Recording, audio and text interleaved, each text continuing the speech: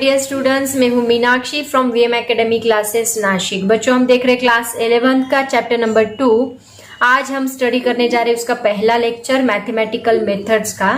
उसमें हम स्टडी करेंगे इंट्रोडक्शन एंड वेक्टर एनालिसिस। बच्चों, मैं आपको एक बात बता दूं, ये जो चैप्टर है ये बहुत ही ज़्यादा इम्पोर्टेंट है, क्योंकि पहला चैप्टर और दूसरा चैप्टर, ये दोनों चैप्टर का यूज़ आपका पूरे साइंस में हुआ है। होल साइंस में आप लोग वेक्टर यूज करने वाले हो, वेक्टर को स्प्लिट करने वाले हो, वेक्टर को शिफ्ट करने वाले हो। तो आपको ये चैप्टर बहुत ही ध्यान देके सुनना है, बहुत ही ज़्यादा अंडरस्टैंड करना है। अगर आपने ध्यान नहीं दिया तो आगे जाके वेक्टर स्प्लिट कैसे करने हैं, रिजल्टेंट वेक्टर कैसे निकालना है, आपको बिल्कुल भी नहीं आएगा। इसीलिए मैं आपको बता देती हूँ, ये चैप्टर बहुत ही ज़्यादा इम्पोर्टेंट है। ये चैप्टर और इसके पहले का डायमेंशन बहुत ही ज़्यादा इम्पोर्टेंट है। तो ये क्योंकि आपके होल सिलेबस ने उसको यूटिलाइज किया है। आगे जाके बहुत सारे डेरिवेशंस में हम लोग वेक्टर यूज करने वाले हैं, वेक्टर को हॉरिजॉन्टल वर्टिकल में स्प्लिट करने वाले हैं। तो ये चीज आपको यहाँ पे पढ़नी ही पड़ेगी, because it is very very important. तो आज हम इसका बहुत ही छोटा टॉपिक स्टडी करने जा रहे हैं, इंट्रोडक्शन एंड वेक्टर एनालिसिस। चलो स्टार्ट करते हैं। तो देखो बच्चों, इंट्रोडक्शन में हम लोग क्या क्या देखेंगे। सबसे पहले तो दो चीजें हम लोग यहाँ पे स्टडी करने वाले हैं, जो आपने ऑलरेडी स्टडी की होगी इसके पहले भी, लेकिन आज थोड़ा डिटेल में हम लोग देखेंगे उसके बारे में। एक स्केलर क्या होता है और दूसरा वेक्टर क्या होता है, ये दोनों में डिफरेंस क्या है, इसको हम लोग स्टडी करेंगे। तो देखो बच्चों, इसके पहले के जो चैप्टर में हमने स्टडी किया, इसके पहले के चैप्टर में हमने फिजिकल क्वांटिटीज के बारे में डिटेल में स्टडी किया कि फिजिकल क्वांटिटी क्या होती है, और फिजिकल क्वांटिटी को डिनोट करने के लिए इसको रिप्रेजेंट हम लोग कैसे करते थे। फॉर एग्जांपल 1 मीटर, किसी फिजिकल क्वांटिटी हमने कंसीडर की लेंथ को हमने 1 मीटर ऐसे डिनोट किया। तो यहाँ पे दो चीजों से हम लोग इसको डिनोट कर रहे हैं। एक जो 1 है, 1 को हम लोग कहते हैं मैग्नीट्यूड, और उसी को बोलते हैं हम लोग वैल्यू, मैग्नीट्यूड और वैल्यू। और ये जो मीटर है that is called as unit, और उसको हमने स्टैंडर्ड नाम दिया था। ये हमने फर्स्ट चैप्टर में स्टडी किया। तो मेरा क्वेश्चन ये है, क्या only magnitude and unit, this two are the sufficient quantity to denote any physical quantity? तो मेरा आंसर रहेगा नो। ये दोनों सफिशिएंट नहीं है किसी फिजिकल क्वांटिटी को डिफाइन करने के लिए, किसी फिजिकल क्वांटिटी को रिप्रेजेंट करने के लिए। क्योंकि यहाँ पे लेंथ की बात थी तो ये 1 मीटर सफिशिएंट था। लेकिन फॉर एग्जाम्पल मैं आपको बताती, अगर आपको किसी के घर पे जाना है और आपको वो एड्रेस पता नहीं है, तो आपने उसको फोन किया, जिसके घर पे जाना है उसको आपने फोन किया, उसने बोला कि तू जहां पे खड़े, सपोज फॉर एग्जांपल हम कंसीडर करते कोई शॉप है वहां पे, तो यहाँ पे शॉप है, ये ऐसा रोड है, ठीक है, यहाँ पे शॉप है, आप यहाँ पे खड़े हो। तो आपको वो अगर बोलेगा कि वहां से, उस शॉप से 1 मीटर इतनी दूरी पे मेरा घर है, तो क्या ये इंफॉर्मेशन सफिशिएंट है एड्रेस के लिए? बिल्कुल भी नहीं। आपको पूरी इंफॉर्मेशन चाहिए होगी। तो आपका नेक्स्ट क्वेश्चन क्या रहेगा, मैं जहां पे खड़ा हूं वहां पे मुझे 4 रोड दिखाई दे रहे हैं, एक इस डायरेक्शन में जा रहा है, एक इस डायरेक्शन में जा रहा है, एक इस डायरेक्शन में, एक इस डायरेक्शन में। एग्जैक्टली वहां से मैं कौन सी डायरेक्शन में 1 मीटर चलूं, ईस्ट में चलूं, वेस्ट में चलूं, साउथ में चलूं कि नॉर्थ में चलूं, कहां पे चलूं 1 मीटर उस शॉप से, ये आपका नेक्स्ट क्वेश्चन रहेगा।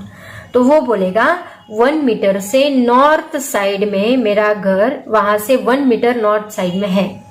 तो ये आपकी इंफॉर्मेशन कंप्लीट हो गई। मतलब देखो, किसी भी फिजिकल क्वांटिटी को रिप्रेजेंट करने के लिए वहां पे बस मैग्नीट्यूड एंड यूनिट सफिशिएंट नहीं है।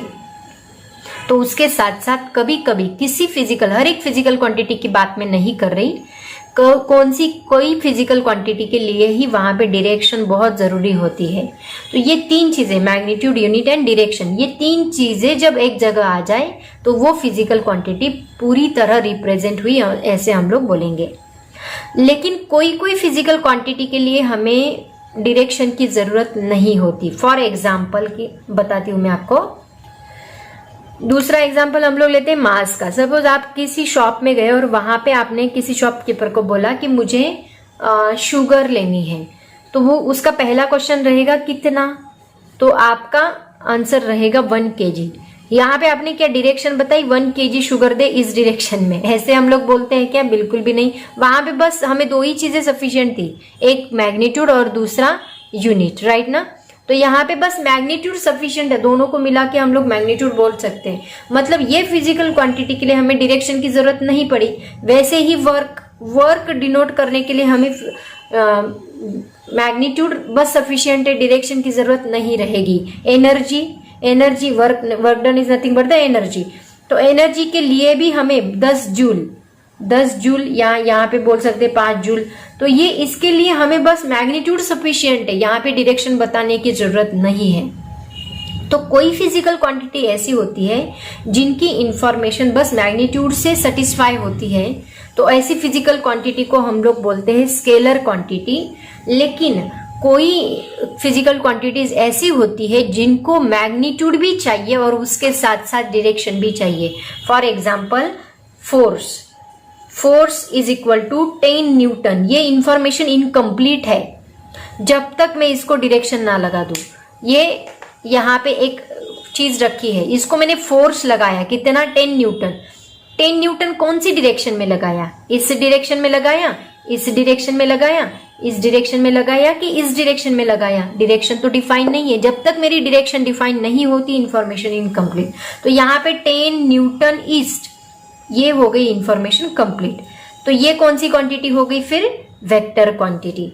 तो जहां पे बस मैग्नीट्यूड सफिशिएंट है तो वो स्केलर क्वांटिटी रहेगी, जहां पे magnitude as well as direction लगती है वो वेक्टर क्वांटिटी रहेगी। तो इनकी प्रॉपर डेफिनेशन जो है वो मैं आपको बताने वाली हूँ, क्योंकि आपको एग्जाम में पूछा जाता है define scalar and vector quantity, तो वहां पे आपको डेफिनेशन भी लिखनी है। तो उसकी प्रॉपर डेफिनेशन मैं आपको बताती हूँ। तो देखो बच्चों, प्रॉपर डेफिनेशन क्या है स्केलर की? A physical quantity which can be completely described by their magnitude, that means number and unit, are called scalars. तो एग्जाम्पल्स मैंने आपको बताया, क्या एग्जाम्पल्स है इसके? फॉर एग्जाम्पल डिस्टेंस है, डिस्टेंस ट्रेवल्ड।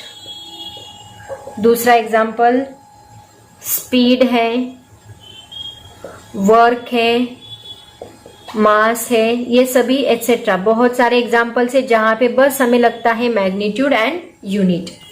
तो इसको कहेंगे हम लोग स्केलर क्वांटिटी। देखो बच्चों, अभी जो नोट्स मैं बताने जा रही हूँ आपको, जो मैं पढ़ा रही हूँ, इसके नोट्स आप निकालते जाओ। मतलब जब मैं फोटो भेजूंगी फिर आप लोग नोट्स लिखोगे। इट्स बेटर कि अभी से आप लोग नोट्स लिखना स्टार्ट कर दो। पेन लेके बैठो, नोटबुक लेके बैठो, जैसे आप पढ़ोगे उसके साथ साथ नोट्स भी कॉपी करते जाओ, ओके? क्योंकि आगे मैं अभी फोटो नहीं भेजने वाली आप लोगों को, ये नोट्स कॉपी करने ही है, ठीक है? क्योंकि बाद में लिखा तो उतना समझ में नहीं आता, तभी के तभी पढ़ो, तभी के तभी लिखो। वैसे प्रिंटेड नोट्स तो हम लोग देने ही वाले हैं, उसके साथ साथ ही आपकी नोटबुक में नोट्स होने चाहिए, क्योंकि बहुत सारे टॉपिक्स जो है, जो एग्जाम्पल्स एक्स्ट्रा के हम लोग सॉल्व करने वाले, वो आपके प्रिंटेड नोट्स में नहीं रहेंगे, तो वो आपके पास होने चाहिए। तो रनिंग नोट्स निकालना, उसकी प्रैक्टिस कर लो, रनिंग नोट्स निकालते जाओ, उसकी आदत डाल लो, वो बहुत अच्छी होती है। क्योंकि नेक्स्ट डेफिनेशन देखो वेक्टर्स की। वेक्टर्स क्या होते हैं? Physical quantities which need magnitude as well as direction for their complete description are called vectors. जिनके लिए मैग्नीट्यूड की और डायरेक्शन की भी जरूरत होती है उसको हम बोलेंगे वेक्टर्स। जैसे कि एग्जाम्पल मैं आपको बताती हूँ, डिस्प्लेसमेंट, ये एक एग्जाम्पल है। आप लोगों ने ये फिजिकल क्वांटिटी स्टडी की है डिस्प्लेसमेंट, और इसके बारे में डिटेल में हम लोग नेक्स्ट चैप्टर में स्टडी करने वाले हैं। उसके बाद वेलोसिटी, ये भी एक क्या है? वेक्टर क्वांटिटी है। उसके बाद फोर्स भी एक वेक्टर क्वांटिटी है, एटसेट्रा। एक्सेलरेशन आता है, इसमें बहुत सारी वेक्टर क्वांटिटीज होती है। वैसे हम लोग जैसे सिलेबस पढ़ते जाएंगे, एक एक वेक्टर क्वांटिटी को डिस्कस करते जाएंगे। तो इसको कहा जाता है वेक्टर। से 2 फिजिकल क्वांटिटी हमने स्टडी की, 2 टाइप स्टडी किए, स्केलर एंड वेक्टर। स्केलर में बस मैग्नीट्यूड होती है, वेक्टर में magnitude as well as direction होती है। ये बात आपको दिमाग में रखनी है, फिट करनी है। नेक्स्ट देखो बच्चों, कैन यू रिकॉल में पेज नंबर, आपके टेक्स्ट बुक के पेज नंबर 16 पे कैन यू रिकॉल में बीच बीच में ऐसे क्वेश्चंस पूछे होते, बहुत अच्छे क्वेश्चंस होते हैं, ब्रेन टीजर क्वेश्चंस होते हैं। तो ये क्वेश्चन उन्होंने पहला क्वेश्चन पूछा है, what is the difference between scalar and vector, ये क्वेश्चन उन्होंने पूछा है। तो इसका आंसर मैं आपको बताने वाली हूं। तो देखो बच्चों, इसमें सबसे पहला डिफरेंस क्या रहेगा? सबसे पहला डिफरेंस है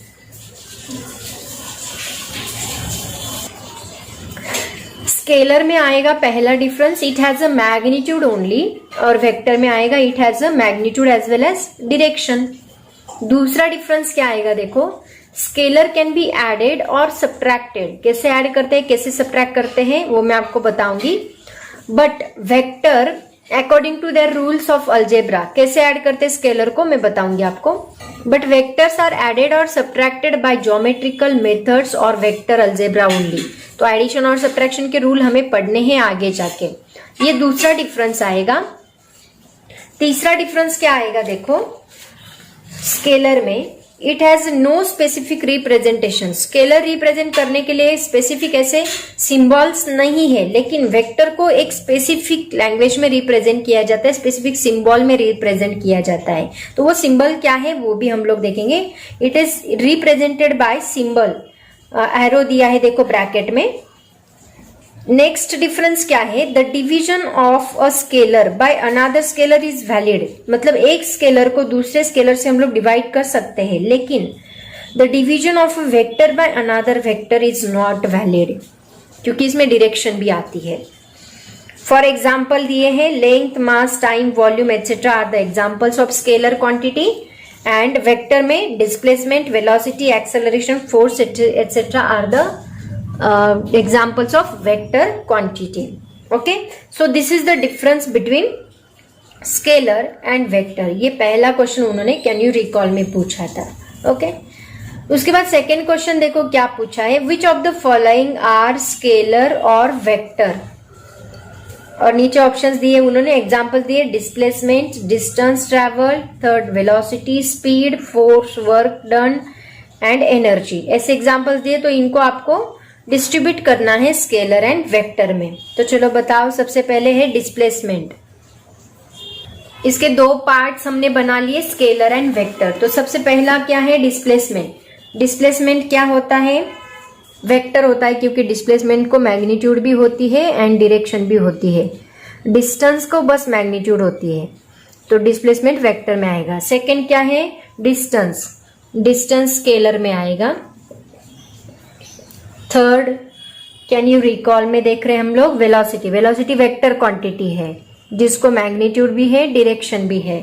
स्पीड, स्पीड स्केलर क्वांटिटी है। गाड़ी का हम लोग स्पीड बताते हैं तो बस वैल्यू बताते हैं। कैसे बताते हैं? 10 मीटर पर सेकेंड।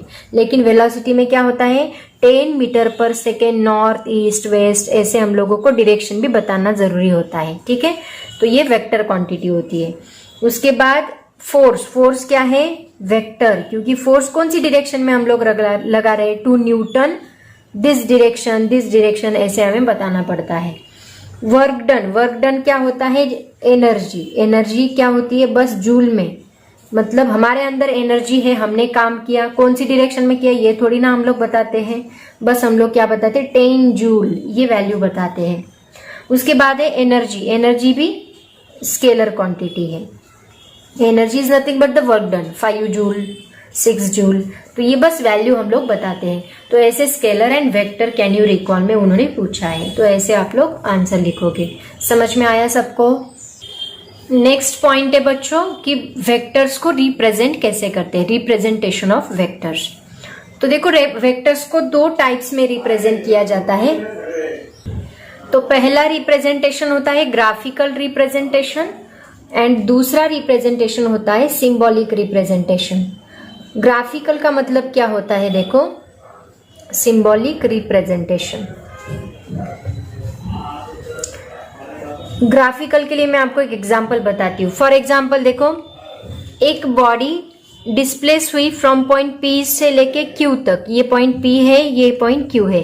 किसी बॉडी का डिस्प्लेसमेंट है P से लेके Q तक, तो हम लोग इसको ऐसे रिप्रेजेंट करें बाय एरो से, है ना, graphical representation. P to Q ऐसे एरो हम लोग दिखा सकते हैं।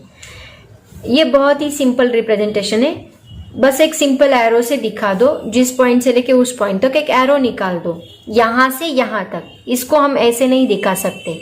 बॉडी कहां से कहां डिस्प्लेस हुई, पी से लेके क्यू तक, तो पी से क्यू तक ऐसे एरो हमें दिखाना पड़ेगा। इसका जो एरो है वो इस डायरेक्शन में, बॉडी इस डायरेक्शन में जा रही तो एरो इस डायरेक्शन में चाहिए, एरो इस डायरेक्शन में नहीं चलेगा, ठीक है। तो पी से लेके क्यू तक ऐसे हम रिप्रेजेंट करेंगे। एंड सिंबॉलिक रिप्रेजेंटेशन कैसे होता है,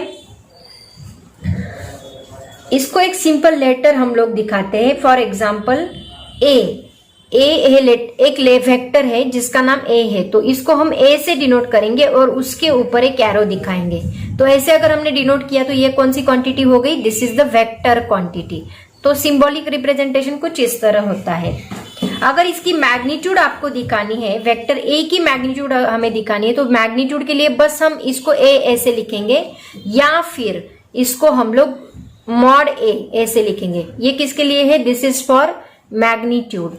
और बस अगर हमने ऐसे एरो दिखा दिया तो ये वेक्टर आएगा, पूरा के पूरा वेक्टर आएगा। इसको कभी कभी ऐसे बोल्ड लेटर में भी लिखा होता है, ये आपके बुक में नहीं है लेकिन बहुत बार इसको बोल्ड लेटर में लिखा होता है। तो इसका मतलब क्या रहेगा कि ये पूरा वेक्टर है। लेकिन अगर बस आपको ऐसे लिखा है या फिर ऐसे लिखा है तो समझ लो ये क्या है, बस मैग्नीट्यूड है। तो इसको ऐसे लिखते हैं, या फिर इसको ऐसे भी लिखा जाता है मॉड में और उसके ऊपर बार लगा दो, तो ये भी हमें क्या मिलेगा, this is called as magnitude. तो मैग्नीट्यूड लिखने के तीन चीजें हैं, लेकिन वेक्टर अगर आपको पूरा magnitude as well as direction दिखानी तो इसके ऊपर सिंपल एरो लगा दो, या बोल्ड लेटर में ज्यादा नहीं लिखा होता है, ऐसे ही वेक्टर दिखाया जाता है। लेकिन अगर आपने यहाँ पे दो मॉड लगा दिए तो ये बस ये वेक्टर नहीं रहेगा, ये बस उसकी वैल्यू रहेगी। ऐसे उसको दो पॉइंट में दो टाइप्स में डिनोट किया जाता है, रिप्रेजेंट किया जाता है। ग्राफिकल रिप्रेजेंटेशन ऐसे होता है और सिंबॉलिक रिप्रेजेंटेशन कुछ इस तरह। इसके ऊपर भी कभी कभी क्वेश्चन पूछा जाता है, explain the representation of a vector graphically and symbolically. तो ऐसे आप उसको एक्सप्लेन करोगे। उसके बाद देखो बच्चों, एनसीईआरटी के बुक में एक क्वेश्चन पूछा है। तो क्वेश्चन देखो क्या है, a vector has both magnitude and direction. Does it mean that anything that has magnitude and direction is necessarily a vector? तो इसका आंसर रहेगा नो। क्योंकि देखो एग्जाम्पल हम लोग लेते हैं, फॉर एग्जाम्पल करंट को मैग्नीट्यूड होता है, डायरेक्शन भी होता है। हम लोग क्या बोलते हैं, ये वायर है, इसमें 1 एम्पियर करंट इस डायरेक्शन में फ्लो हो रहा है, तो इसमें मैग्नीट्यूड भी है, डायरेक्शन भी है, लेकिन करंट ये वेक्टर क्वांटिटी नहीं है। तो किसको हम लोग वेक्टर बोलेंगे, अगर वो वेक्टर को मैग्नीट्यूड है, डायरेक्शन है, लेकिन उसके साथ साथ वेक्टर के एडिशन के, सब्ट्रैक्शन के सभी रूल्स वो वेक्टर अगर फॉलो कर रहा है। करंट यहाँ पे सब रूल्स फॉलो नहीं कर रहा है। अगर ये वेक्टर सब रूल्स फॉलो कर, आगे जाके हम लोग एडिशन सब्ट्रैक्शन के रूल्स देखने वाले वेक्टर के, तब आपको समझ में आएगा। अगर वो वेक्टर, उसको मैग्नीट्यूड भी है, डायरेक्शन भी है, उसके साथ साथ सभी रूल्स अगर फॉलो कर रहा है, तो उसको हम लोग क्या बोलेंगे, वेक्टर बोलेंगे। तभी हम लोग उसको वेक्टर बोलेंगे। तो इसका आंसर आप कैसे लिखोगे, देखो पॉइंट वाइज मैं आपको बताती हूँ। सबसे पहला पॉइंट आप लोग लिखोगे, for a physical quantity only having magnitude and direction, for a physical quantity only having magnitude and direction is not a sufficient condition to be a vector. ये पहला पॉइंट रहेगा। For a physical quantity only magnitude and direction is not sufficient to be a vector. दूसरा point क्या रहेगा, तो फिर vector के लिए क्या चाहिए, a physical quantity also has to obey vector's law of addition to be termed as a vector. इसने क्या ओबे करना चाहिए, it should obey the vector law of addition. Vector law of addition क्या है हम लोग स्टडी करेंगे आगे जाके, डिटेल में हमें इसको स्टडी करना है। थर्ड पॉइंट आएगा, hence anything that has magnitude and direction is not necessary vector. Third point में आएगा, फॉर एग्जाम्पल करंट जो है, इसको मैग्नीट्यूड है, डायरेक्शन है, लेकिन ये वेक्टर लॉ ऑफ एडिशन ओबे नहीं करता, तो ये वेक्टर नहीं आएगा। समझ में आया, ऐसे इसको हम लोग एक्सप्लेन करेंगे। उसके बाद देखो वेक्टर की और एक बात मैं आपको बताना चाहती हूँ कि वेक्टर में टेल एंड हेड, ये दो वर्ड्स हम लोग यूज करते हैं, टेल एंड हेड।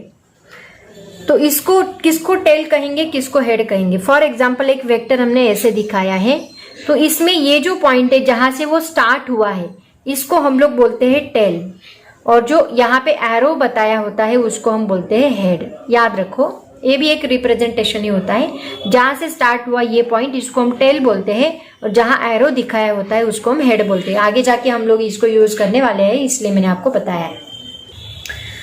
ओके बच्चों, तो ये सब इंट्रोडक्शन मैंने आपको बताया है।